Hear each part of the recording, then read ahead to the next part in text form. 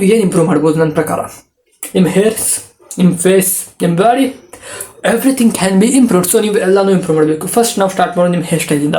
So basically ನಿಮ್ಮ ಹೇರ್ನ ನೀವು ಒಂದ್ಸಲ ಬಿಟ್ಬಿಟ್ಟು ನಿಮ್ಗೆ ಯಾವ ಹೇರ್ ಸ್ಟೈಲ್ ಮ್ಯಾಚ್ ಆಗುತ್ತೆ ನೀವು ಚೆಕ್ಔಟ್ ಮಾಡಲೇಬೇಕು. ಈಗ ಎಲ್ಲರೂ ಹೇಳ್ತಾರೆ, ಈಗ ನಾನು ಅಂದರೆ ಲಾಂಗ್ ಪ್ರೊಸೆಸ್, ಈ ಲಾಂಗ್ ಪ್ರೊಸೆಸ್ ನೀವು ಚೆಕ್ ಮಾಡಬೇಕು ನಿಮಗೆ ಯಾವ ಸ್ಟೈಲ್ ತುಂಬ ಸೂಟ್ ಆಗುತ್ತೆ ಅಂತ. ಅಂದರೆ ಫಸ್ಟ್ ನೀವು ಸ್ವಲ್ಪ ಲಾಂಗ್ ಬಿಟ್ಟರೆ ಇಲ್ಲಿವರೆಗೆ ಬಿಟ್ಟರೆ ಯಾವ್ದು ನಿಮ್ಗೆ ಮ್ಯಾಚ್ ಆಗುತ್ತೆ ಅದನ್ನ ನೀವು ಕರೆಕ್ಟ್ ಮಾಡ್ಕೊಳ್ಳಿ. ಅದು ಮ್ಯಾಚ್ ಆಗ್ತಿದೆಯಾ? ಸೊ ನಿಮ್ದು ಯಾವುದು ಮ್ಯಾಚ್ ಆಗ್ತಿಲ್ವಾ ಅದರ ಅರ್ಥ ನಿಮ್ಮದು ಫೇಸ್ ಫಾಲ್ಟ್ ಇದೆ ಅಂತ. ಸೊ ಬೇಸಿಕಲಿ ನಿಮ್ಮ ಫೇಸ್ ಇಷ್ಟು ದಪ್ಪ ಇರಬೇಕು, ಮೋಸ್ಟ್ಲಿ ಎಷ್ಟು ದಪ್ಪ ಇಲ್ಲ ಅಂದರೆ ತುಂಬ ಕಲ್ಲಿಗೆ ಆಗಬೇಕು, ಅದು ಏನು ತಪ್ಪಿಲ್ಲ ಗೈಸ್, ಅದು ಓಕೆ ಫೇಸ್.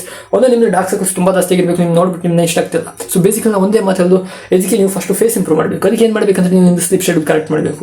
ಸೆಕೆಂಡ್ ನಿಮ್ಮದು ಜಿಮ್ ಡಯಟ್ ಕರೆಕ್ಟ್ ಮಾಡಬೇಕು. ಅದ್ಯಾವುದು ಕರೆಕ್ಟ್ ಮಾಡಿದೆ ಏನು ಹೋಗಲ್ಲ, ನೀವೇನು ತಿಂತಿದ್ದೀರ ತುಂಬ ಡಿಫ್ರೆನ್ಸ್ ತರುತ್ತೆ.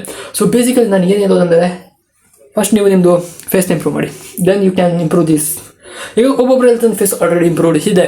ಸೊ ನೀವು ಮಿರರಲ್ಲಿ ಹೋಗಿ ನೋಡಿ, ಯಾರು ನಿಮಗೆ ರೇಟ್ ಮಾಡೋಕ್ಕಾಗಲ್ಲ, ಬಟ್ ನೀವು ಒಂದು ಕಾಮನ್ ಆಗಿ ನೋಡ್ಬೋದು. ಮೋಸ್ಟ್ ಪ್ರಾಬಬ್ಲಿ ನೀವು ಅಂದರೆ ನಿಮಗೆ ನಿಮ್ಮ ಫೇಸ್ ಮೇಲೆ ಅಪ್ರಿಷಿಯೇಷನ್ ಸಿಗ್ತದೆ ಹುಡುಗರಿಗೆ ಅಂತ.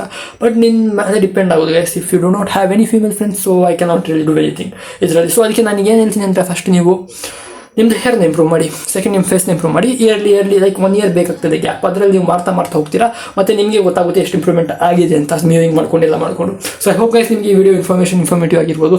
ಸೊ ನನ್ನ ವಿಡಿಯೋಲಿ ಕಾಣುವ ಅಲ್ಲಿವರೆಗೆ ಕಾಣುವ ಗೈಸ್ ಒಂದು ವಿಡಿಯೋದಲ್ಲಿ.